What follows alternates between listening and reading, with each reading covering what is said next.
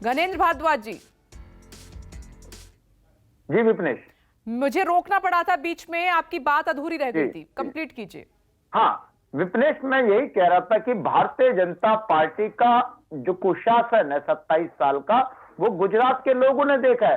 चेहरे बदलने की नौबत कब आती है? जब भारतीय जनता पार्टी ने खुद मान ले कि हमारे विधायक भ्रष्टाचार में लिप्त थे, हमारे ये मंत्री भ्रष्टाचार में लिप्त थे। चेहरे तब बदले जाते हैं जब पार्टी को लगता है कि इन चेहरों के नाम पे चुनाव नहीं जीत पाएंगे। और ये भारतीय जनता पार्टी की दिल्ली एनसीडी में भी, अगर आपको ध्यान होगा, 2017 में भारतीय जनता पार्टी ने अपने सभी पार्षदों के टिकट ये कह के काटे थे कि ये हमारे सारे पार्षद चोर है, सारे भ्रष्टाचार में लिप्त है, और एक ही झटके में सबके टिकट काट दिए थे। और एक साल पहले जब भारतीय जनता पार्टी ने पूरी की पूरी कैबिनेट बदल दी, इतिहास में पहली बार हुआ है कि किसी पार्टी ने अपनी मुख्यमंत्री समेत पूरी की पूरी कैबिनेट बदली हो, क्योंकि भारतीय जनता पार्टी ने, अमित शाह साहब ने, मोदी जी ने इस चीज को माना था कि उनके मुख्यमंत्री से लेके तमाम मंत्री भ्रष्टाचार में लिप्त हैं, इसलिए उन्हें हटाया था। और जिन लोगों के टिकट काट रहे, जिन लोग जो नए चेहरे ला रहे, वो भी भारतीय जनता पार्टी का, भारतीय जनता पार्टी को लग रहा है कि शायद चेहरे बदलने से लोग उनके झांसे में आ जाएंगे।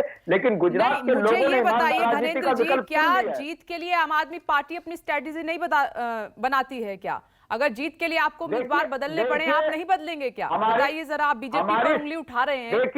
देखिए चेहरे में कह रहा हूं ना, भारतीय जनता पार्टी को पता है कि गुजरात के लोगों ने 27 साल यही चेहरे थे, इन्हीं लोगों ने भ्रष्टाचार करा, इन्हीं लोगों ने लूट करी है, इन्हीं लोगों ने डेवलपमेंट नहीं होने दी। अब जब जनता के सामने चेहरे जाते तो जनता इनको पूरी तरह नकारने वाली थी, भगाने वाली थी। और मैं ये कह रहा हूं कि आप चेहरे बदलने में कुछ नहीं होगा। गुजरात की 6 करोड़ गुजरातियों ने तय कर लिया है कि उनके पास अरविंद केजरीवाल का विकल्प है, ईमानदार राजनीति का विकल्प है। गुजरात को भी अच्छे स्कूल चाहिए, गुजरात को भी अच्छे अस्पताल चाहिए। आपने तो दोनों बड़ी पार्टियों को बहुत कम आंका है। आप कांग्रेस को कह रहे हैं कि गुजरात के पास ऑप्शन नहीं था, कांग्रेस के बदले अब आम आदमी पार्टी ऑप्शन के तौर पर है।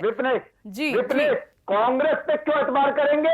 कांग्रेस को पिछली बार 79 विधायक दिए थे, 13 भाग गए, 3 कल भाग गए। कांग्रेस के विधायक बिक जाते हैं, भारतीय जनता पार्टी में चले जाते हैं, क्यों वोट देंगे? कांग्रेस को वोट देने का मतलब है कि इनडायरेक्टली भारतीय जनता पार्टी की सरकार बनाना। पूरे देश में कांग्रेस आप दोनों पर सवाल उठा रहे, जवाब ले लेती हूं। गुजरात से लेके उत्तराखंड, ठीक है सुरेंद्र जी, पहले आप जवाब दीजिए, फिर अनुराग सिंह जी मैं आपके पास आ रही हूँ। मतलब आम आदमी पार्टी ये कह रही है शुरुआत से, डे 1 से प्रचार में गुजरात की जनता के पास ऑप्शन नहीं था अभी तक, इसलिए बीजेपी जीतती आ रही थी। देखिए, हमें तो कहा जाए ना कि बिना वजह की बात का जवाब देकर के किसी आदमी को मुख्य धारा में लाएं, ये हमारा उद्देश्य नहीं है। हर आज पार्टी की अपनी चुनावी रणनीति है। हम लोअर लेवल से चुनाव लड़ रहे हैं, जनता के बीच में चुनाव लड़ रहे हैं, जनता के असंतोष की बात कर रहे हैं और जनता को नौकरी देने की बात कर रहे हैं, जनता को बेरोजगार देने की बात। वो कह रहे हैं कि कांग्रेस के नेता बीजेपी ज्वाइन कर रहे हैं, उनकी पार्टी पर ही भरोसा नहीं है उनके नेताओं को, तो क्या कीजिए? वो बिल्कुल सही कह रहे हैं। आपके प्रवक्ता ने ये बात सही की कि हमारे कुछ विधायक जो है वो कांग्रेस पार्टी ज्वाइन कर ली है। कांग्रेस के कुछ विधायक ने भारतीय जनता पार्टी ज्वाइन की, और निश्चित रूप से ये हमारे लिए विषय है।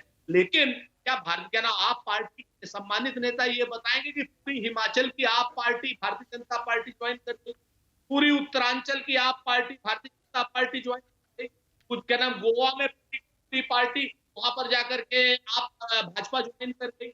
ये लोग कम से कम ये सोच करके बोला करें, हिंदुस्तान में इकलौता मॉडल है दिल्ली का, जो कि दारू बिकवाता है, नशेड़ी बनाता है दिल्ली। वहां का शिक्षा मंत्री शिक्षा भी बेचता है और दारू भी बेचता है। वॉइस ब्रेक हो रही है सुरेंद्र जी, आपकी आती हूँ। अनिला सिंह जी जवाब दीजिए, मोरबी का जवाब गुजरात विधानसभा चुनाव में आप कैसे देंगे? इंसाफ उनको मिला नहीं है। दूसरा, वो कह रहे हैं कि एंटी इनकम्बेंसी की वजह से बीजेपी को इतना बड़ा फेरबदल करना पड़ा है।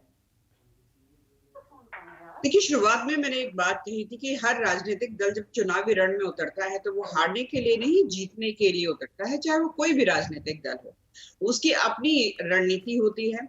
उन रणनीति के तहत जो है वो किस कैंडिडेट को, किस उम्मीदवार को चुनाव लड़वाएगा, किसका टिकट कटेगा, कौन घर में बैठेगा, कौन चुनाव में सहायता करेगा, ये हर एक राजनीतिक दल की अपनी रणनीति होती है। वो भारतीय जनता पार्टी की भी है।